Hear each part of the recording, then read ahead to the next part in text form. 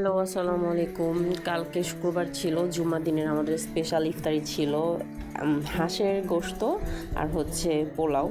তো হাঁস আমি এখানে কেটে কুটে রেডি করে নিয়েছি। আমি হচ্ছে হাঁস মাখিয়ে রেখে দিয়েছিলাম ম্যারিনেশন করে, তারপরে হচ্ছে চড়িয়ে দিয়েছি, তারপরে সব একসাথে করে কষিয়ে কষিয়ে রান্না করেছি। পানি তেমন দিই নাই, একদম কষা কষা হাঁসের মাংস। আমাদের বাসায় সবাই পছন্দ করে হাঁস।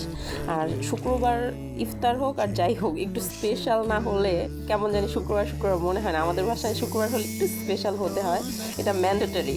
বিশেষ করে আমার হাজব্যান্ড বলে যে শুক্রবার সাদা মাটা খাবার ভালো লাগে না, একটুখানি স্পেশাল হলে নিজেদেরও ভালো লাগে।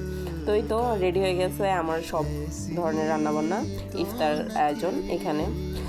আমি আলু দিয়েছিলাম 2-1 পিস আমার বাচ্চার জন্য। আর আমাদের বাসায় পোলাও হলে আমরা সালাদটা অনেক পছন্দ করি। আমার হাজব্যান্ড, আমার শ্বশুর, সবাই আর কি, আমরা খুব সালাদ পছন্দ করি। তো এখানে আমাদের এইগুলো দিয়ে কাউকে ইফতার সেরেছি আমরা। আলহামদুলিল্লাহ আলহামদুলিল্লাহ আলহামদুলিল্লাহ। সবাই ভালো থাকবেন, যে যেখানে আছেন সবাইকে ভালো রাখবেন। ভিডিওটা দেখার জন্য আপনাদের সবাইকে অসংখ্য অসংখ্য অসংখ্য ধন্যবাদ। আসসালামু আলাইকুম।